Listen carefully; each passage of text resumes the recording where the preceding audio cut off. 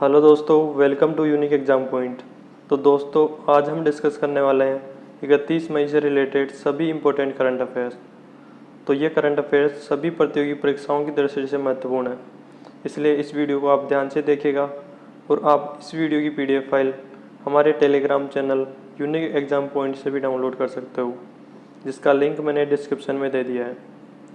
तो दोस्तों, स्वामी विवेकानंद ने कहा था, you are the creator of your own destiny.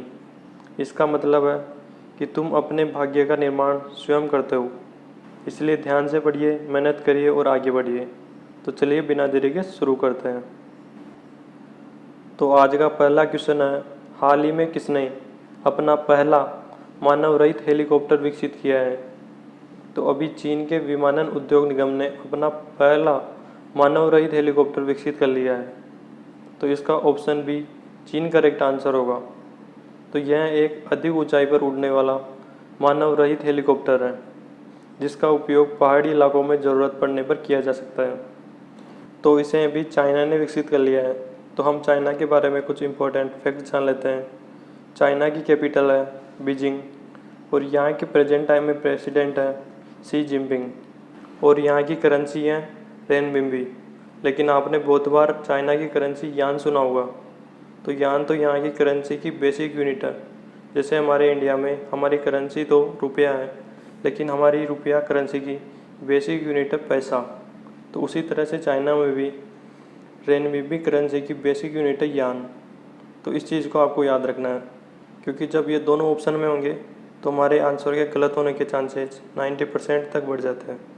इसलिए आपको ध्यान रखना है कि रेनबिम्बी तो यहाँ की करेंसी है और यान इसकी एक बेसिक यूनिट है। तो नेक्स्ट क्वेश्चन है, हाल ही में कहाँ रोजगार सेतु योजना शुरू की गई है? तो अभी मध्य प्रदेश गवर्नमेंट ने रोजगार सेतु योजना शुरू की है। तो इसका option B Madhya Pradesh correct answer होगा। तो रोजगार सेतु योजना शुरू की गई है, तो हम इसके बारे में जान लेते हैं।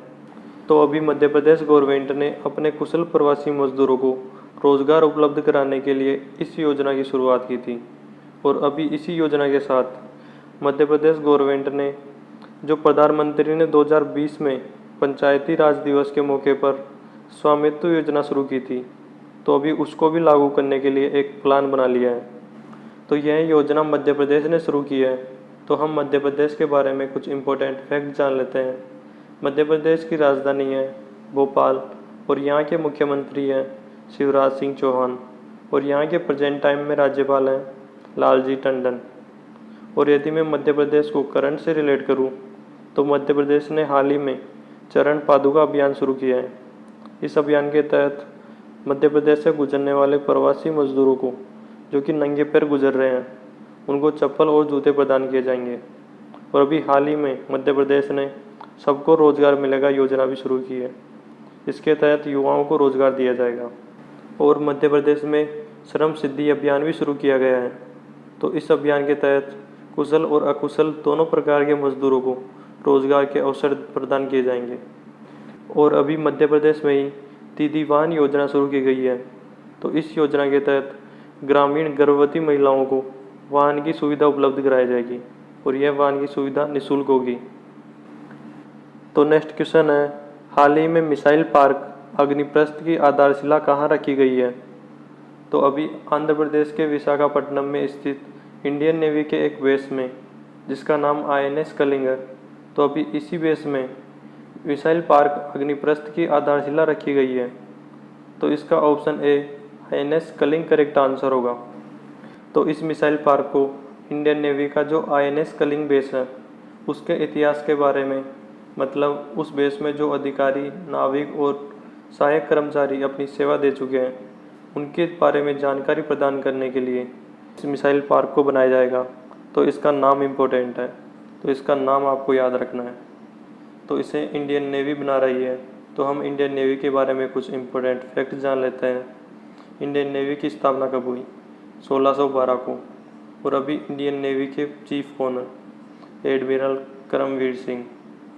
और यदि मैं इंडियन नेवी को करंट से रिलेट करूं, तो अभी इंडियन नेवी ने एक PPE किट विकसित की थी, जिसका नाम इम्पोर्टेंट है। इसका नाम है नवरक्षक। तो आपको इसका नाम याद रखना है।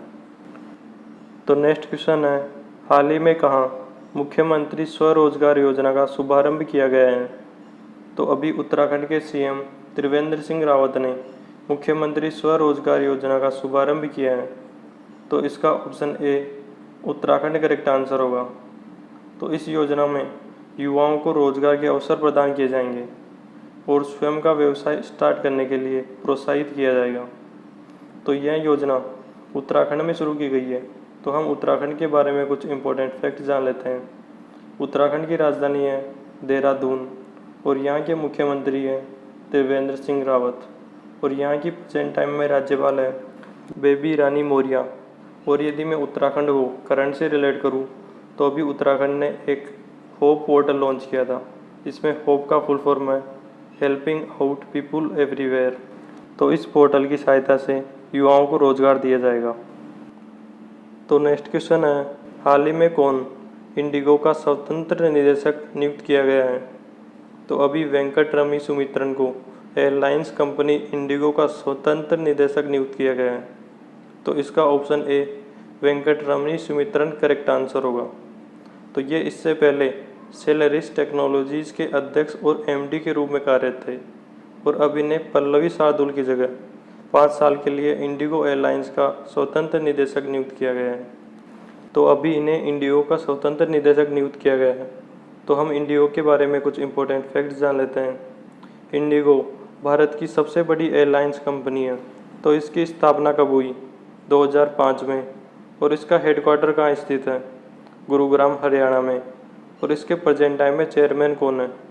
तो इसके अभी प्रेजेंट टाइम में चेयरमैन है एम दामोदरन। और अभी इसी का वेंकटरमणी सुमित्रन को स्वतंत्र निदेशक नियुक्त कर दिया गया है। तो नेक्स्ट क्वेश्चन है, हाल ही में बेजान दारूवाला का निधन हो गया है, वे कौन थे? तो अभी प्रसिद्ध ज्योतिषी बेजान दारूवाला का निधन हो गया है। तो इसका ऑप्शन बी ज्योतिषी करेक्ट आंसर होगा।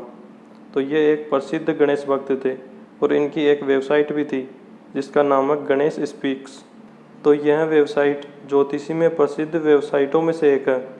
तो अभी हाल ही में इनका निधन हो गया है।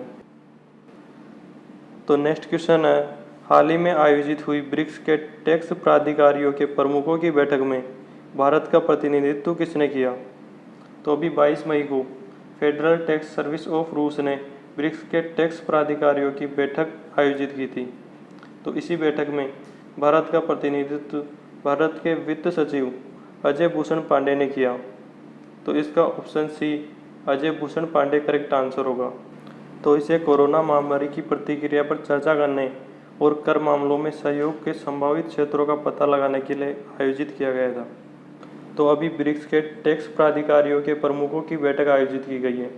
तो हम ब्रिक्स के बारे में जान लेते हैं। ब्रिक्स एक 5 देशों का संगठन है। इसमें ब्राज़ील, रसिया, इंडिया, चाइना और साउथ अफ्रीका शामिल है। तो इसकी स्थापना 2009 में हुई थी, लेकिन तब इसमें 4 ही देश थे जिससे इसका नाम ब्रिक था। लेकिन वर्ष 2010 में साउथ अफ्रीका भी इसमें शामिल हो गया, इसलिए साउथ अफ्रीका के नाम का पहला लेटर एस इसमें लगाने से इसका नाम ब्रिक से ब्रिक्स हो गया। और यह ब्राज़ील, रसिया, इंडिया, चाइना और साउथ अफ्रीका का 5 देशों का एक संगठन बन गया। तो नेक्स्ट क्वेश्चन है, हाल ही में भारतीय पुरातत्व सर्वेक्षण को 11 साल पुराना शिवलिंग कहाँ मिला है? तो अभी भारतीय पुरातत्व सर्वेक्षण द्वारा वियतनाम में पुनर्स्थापना का काम किया जा रहा था और इसी बीच भारतीय पुरातत्व सर्वेक्षण को खुदाई में 1100 साल पुराना मतलब 9वीं शताब्दी का एक शिवलिंग मिला है। तो इसका option B Vietnam correct answer होगा और अब इसे वहीं पर चाम मंदिर परिसर में स्थापित कर दिया गया है। तो यह भारतीय पुरातत्व सर्वेक्षण मतलब आर्कियोलॉजिकल सर्वे ऑफ इंडिया को मिला है। तो हम इसके बारे में जान लेते हैं। इसकी स्थापना कब हुई? 1861 में। इसका हेडक्वार्टर कहाँ है? नई दिल्ली में। और इसकी डायरेक्टर जनरल इम्पोर्टेंट है क्योंकि इन्हें इसी महीने नियुक्त किया गया है। तो इसकी डायरेक्टर जनरल है वी विद्यावती। तो आपको इनका नाम याद रखना है। तो नेक्स्ट क्वेश्चन है, हाल ही में दुनिया के सबसे बड़े इलेक्ट्रिक विमान ने अपनी सफल उड़ान पूरी की है। तो इसका नाम क्या है? तो अभी वाशिंगटन में दुनिया के सबसे बड़े इलेक्ट्रिक विमान सेस्ना कारवान ने अपनी सफल उड़ान पूरी की है? तो इसका option A Cessna Caravan correct answer होगा। तो यह पूरी तरह से एक इलेक्ट्रिक विमान है और इसकी स्पीड 183 किलोमीटर प्रति घंटा है। तो अभी इसी ने अपनी सफल उड़ान पूरी कर ली है। तो नेक्स्ट क्वेश्चन है, हाल ही में कौन सा देश G7 पैनल में शामिल हो गया है? तो अभी अमेरिका आर्टिफिशियल इंटेलिजेंस के उपयोग के लिए नैतिक दिशा निर्देश निर्धारित करने वाले एक अंतर्राष्ट्रीय पैनल में शामिल हो गया है। तो इसका option C America correct answer होगा। तो इस पैनल में अमेरिका शामिल हुआ है। तो हम अमेरिका के बारे में कुछ इंपॉर्टेंट फैक्ट जान लेते हैं।